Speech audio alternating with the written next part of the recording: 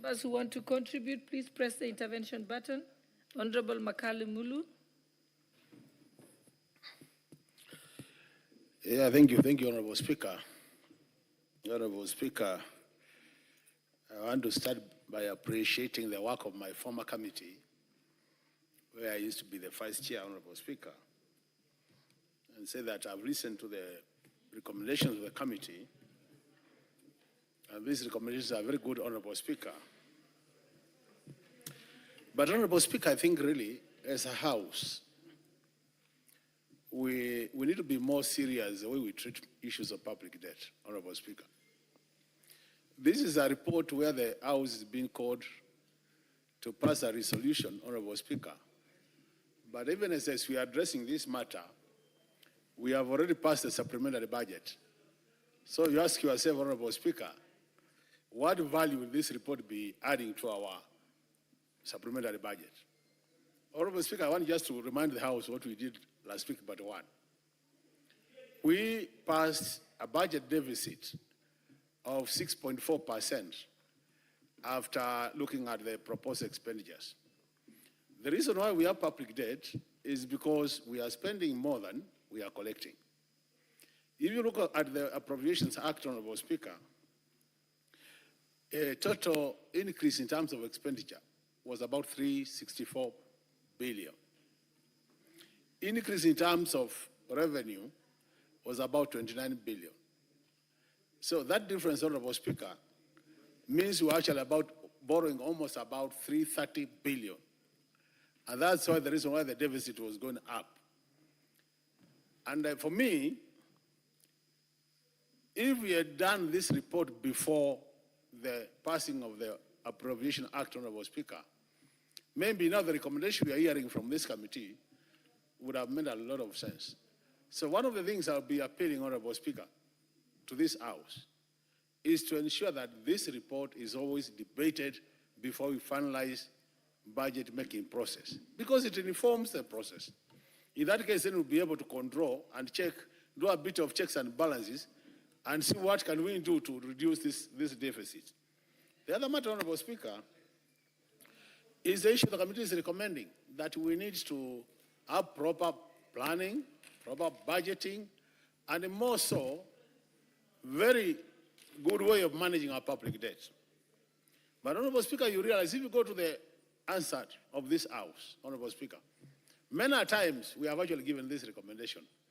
And I always ask myself, at what point do we implement these recommendations? Because it's like we just write them for the sake of writing them, and we don't follow up on the recommendations. I still want to insist, Honorable Speaker, our Committee on Implementation needs to do much more than they are doing, Honorable Speaker, because some of these keep on recurring, because our committee will give these proposals, but then follow-up becomes an issue. And I think the majority side should be able to help us, through the majority leader, on these issues, Honorable Speaker.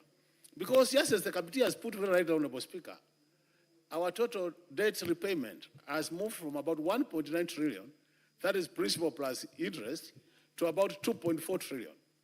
If you look at the money we are collecting, Honorable Speaker, it's about 2.8 trillion.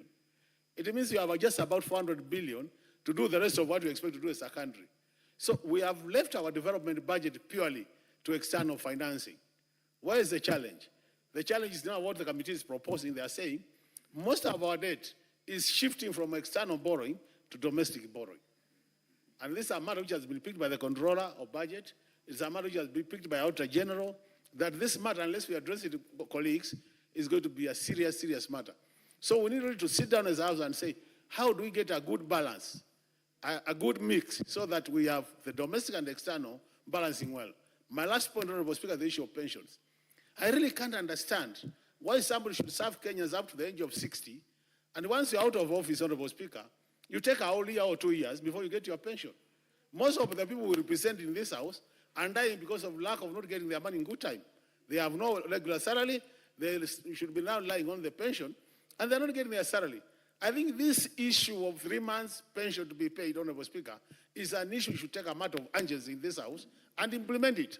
Otherwise, we will be giving pension to people who have never worked for the government. The Wazes will have died, and then the children start fighting for their pension, You don't know what will happen. With that, with those recommendations, Honorable Speaker, I really want to ask this House to take this matter. Let me allow Honorable Makali to finish. Yeah, thank you, Honorable Speaker. So I was just saying, Honorable Speaker, this matter of pension, really, colleagues, because we represent people, is a matter we really need to get into details and find out why can't Treasury pay salaries in 3 months after I retire?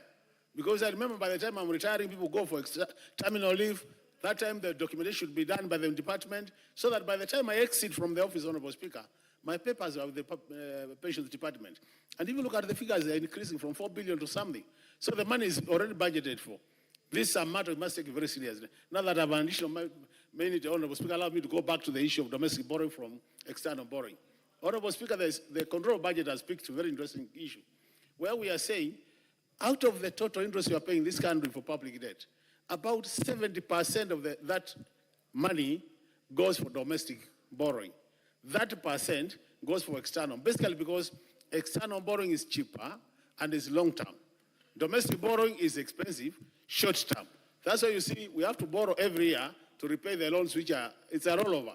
And by doing that, Honorable Speaker, we make debt management very complicated. So it's a matter we must discuss, take this information very seriously, Honorable Speaker, and help this committee, because they are doing a very good job. But I think we are not really giving them the necessary support in terms of the timing of their reports. The report should come before we conclude their budgets. With those my remarks, Honorable Speaker, I submit and I support the report. Thank you.